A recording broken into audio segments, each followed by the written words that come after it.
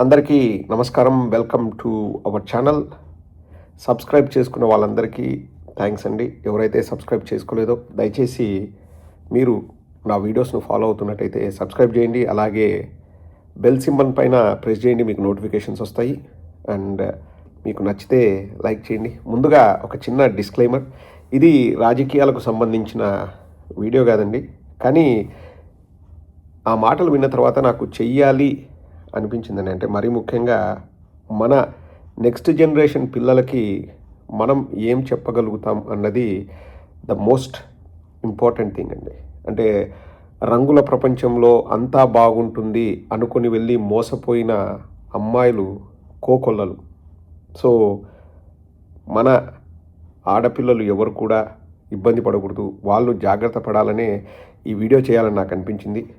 JD చక్రవర్తి, ఈ పేరు తెలియని వాళ్ళు ఎవరుండరు.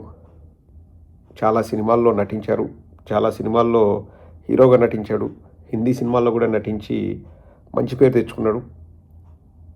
తన అనుభవాల్ని ఈ మధ్య 1-2 ఛానళ్ళలో మాట్లాడుతూ ఎక్స్పీరియన్స్ చెప్పుకుంటూ వచ్చాడు. ఈ మాటలు విన్న తర్వాత నాకు ఖచ్చితంగా వీడియో చేయాలి, 10 మందికి తెలియజేయాలని నాకు అనిపించింది. ఒకసారి జేడి చక్రవర్తి గారు ఏం చెప్తున్నారో వినండి. ఒక హీరోయిన్ అని అప్పటికి చిన్న విలన్నే, మీకు బాగా తెలుసు, పేర్లు వద్దు. మీ ఇద్దరు చాలా మంచి ఫ్రెండ్స్. తను గెస్ట్ హౌస్లో ఉంటే నన్ను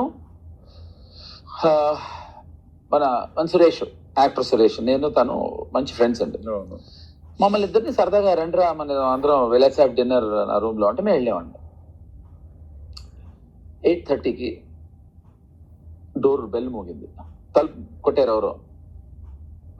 ఫుడ్ ఆర్డర్ ఏమో అని వెళ్ళి కిటికీలోంచి డోర్ కనిపిస్తుంది.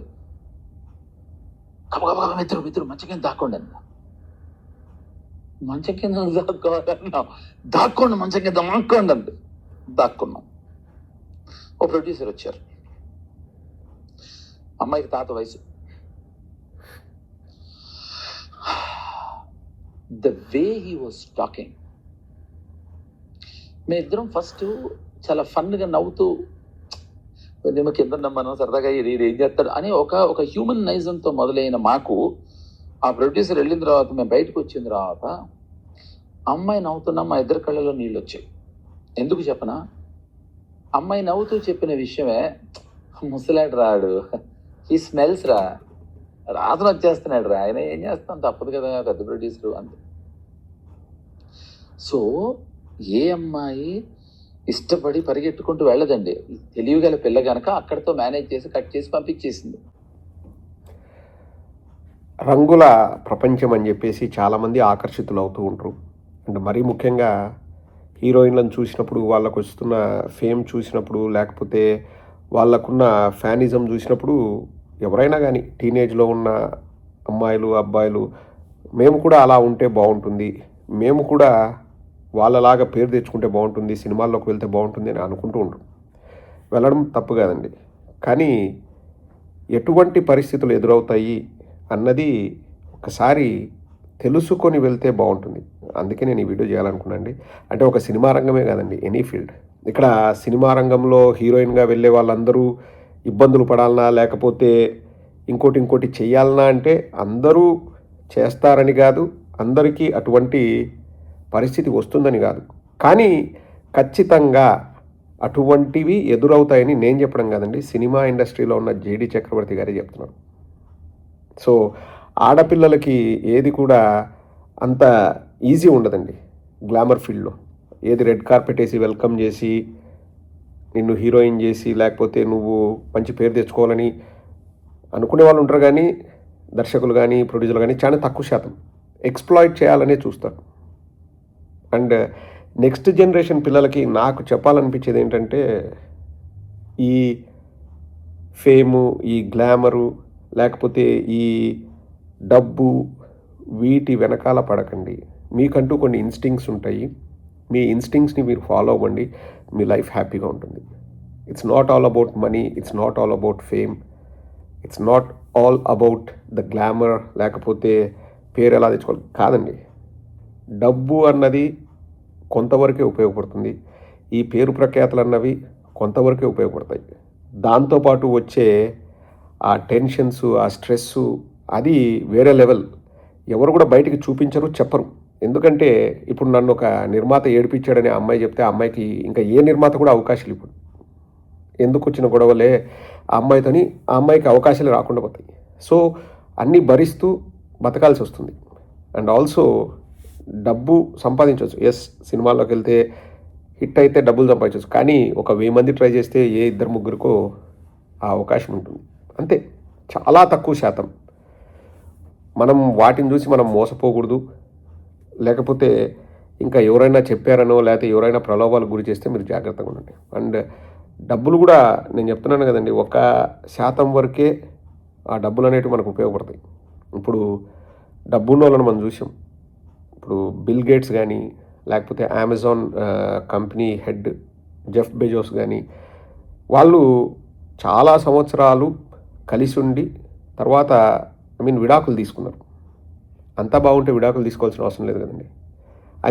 Money cannot keep you happy. ఇప్పుడు వాళ్ళు వరల్డ్లోనే టాప్ 5 రిచెస్ట్ పీపుల్. ఎందుకు విడాకులు తీసుకున్నారు అంటే వాళ్ళకి ఏదో సరిగా లేకనే వాళ్ళు విడాకులు తీసుకున్నారు. ఎందుకు తీసుకున్నారు అనేది మనం we don't want to go in to the depth of it. But హ్యాపీగా ఆనందంగా ఉంటే విడాకులు ఎందుకు తీసుకుంటారండి? ఎవరు తీసుకోరు. అంటే ఏంటి? Money is not keeping you happy, fame is not keeping you happy. ఆ ప్రశాంతత అన్నది that's the most important thing. మరీ ముఖ్యంగా యంగ్ జనరేషన్ వాళ్ళకి, టీనేజ్లో ఉన్న వాళ్ళకి తెలీదు. ఇప్పుడు ఎవడో ఒకడు వస్తాడు, ఒక వెధవ వస్తాడు, నేను ఇంటర్లోనే చదువు ఆపేసాను, ఈరోజు ఎంత పెద్ద స్టార్నైనా చూడండి, నేను 10th క్లాస్ కాపీ కొడితే దొరికిపోయాను, ఈరోజు ఎంత పెద్ద హీరో అయ్యాను చూడండి అని చెప్పి మాట్లాడుతుంటారు. వాడికి ఏదో బ్యాక్గ్రౌండ్ ఉంటుంది, లేకపోతే వాడికి అదృష్టం కూడా కలిసి వచ్చి ఉంటుంది, వాడు ఏదో నక్కతో దొక్కింటాడు, వాట్ ఎవర్ ఇట్ ఈస్. కష్టం కూడా ఉంటుంది. కానీ ఎంతమంది 10th ఇంటర్ ఫెయిల్ అయ్యి జీవితంలో బాగుపడినారు? నేను చెప్పేది సినిమాల్లోకి వచ్చి. చదువును నెగ్లెక్ట్ చేయకండి. అండ్ ఈ స్టార్డమ్ని వీళ్ళు అంటే ఆ రంగుల ప్రపంచాన్ని చూసి మోసపోద్దు. మరీ ముఖ్యంగా అమ్మాయిలు మోసపోకండి అని చెప్తున్నాను. మీకు ఏదైనా అటువంటి ఆలోచన వచ్చినా మీ పెద్దవాళ్ళతో డిస్కస్ చేయండి. డిస్కస్ చేసి మీరు ఏం చేయాలన్నది మీరు నిర్ణయం తీసుకోండి. ఇప్పుడు ఒకసారి అక్కడికి వెళ్ళిన తర్వాత ఇంకా అంటే తప్పో రైటో తెలియదు, కానీ ఆ దీంట్లో కొట్టుకొని వెళ్ళిపోతారు ఇంకా ఆ ప్రవాహంలో. ఇప్పుడు ఒక దుమారం రేగిందండి 2-3 days బ్యాక్. ఒక అమ్మాయి పేరు టీవీలో యాంకర్గా చేస్తుంది.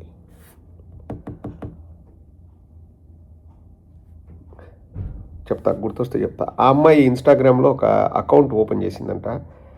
ఏదో సబ్స్క్రిప్షన్ ఉంటుంది, 399 299 సబ్స్క్రిప్షన్ కట్టాలి. ఆమెకు ఒక 4000 మంది ఫాలోవర్స్ ఉన్నారు, ఒక 10 లక్షల డబ్బు వస్తుంది.